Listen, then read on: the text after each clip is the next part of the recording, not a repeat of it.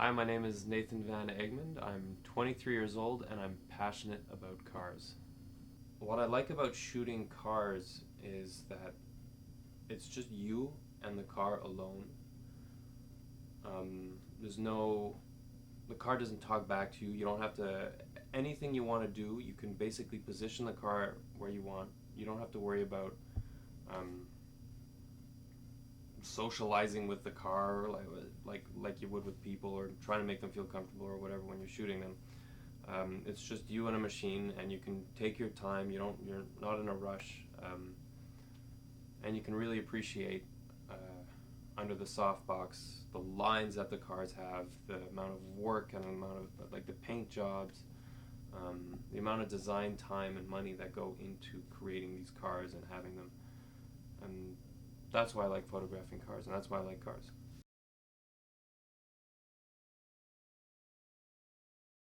I had a neighbor at my old house who lived up the street, and he had a 1982 Saab 900 four-door. And I've never seen anything like it. It looked like it was brown. It had some weird wheels on it, and I remember taking walks with my dad and asking him every time we went by that car, "Hey, what's that?" Um, so that planted the seed for me and that car. And so I would bike around there. I met him, and then eventually, when I had my license and when I had my first full-time job, um, I saved up enough money to buy one of his Saabs. However, none of them were for sale. So what had happened is that I went back to his house every week and asked him, "Is your Saab for sale?" And he would say no. So about a month, 2 months go by, and he finally gives in and says, "Okay, which one would you like?" So I sat in all of them. The turbo coupe, it was gray. I sat in that, I turned it on, and I instantly fell in love. And so a few weeks later, he had the car ready. Brakes were done. Um, it was running, new battery, and I drove it home. That was my first car, and I still have it.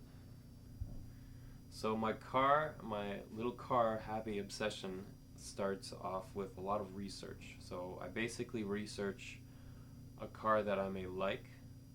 Um, I see, okay, what are the main problems with the car?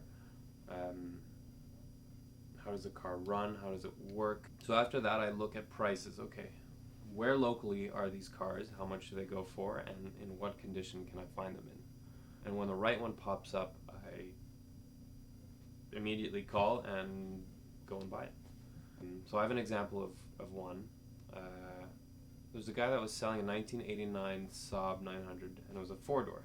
So I went to go see the car, talk to the owner, and I noticed the car was in immaculate condition. There was no rust. The interior was perfect, but it needed some work. So I bought the car off the guy for a really good price because it needed the work, and brought it to a shop, fixed it up, and then I sold it after that. I drove it for about 10,000 kilometers, enjoyed it, and sold it to a friend.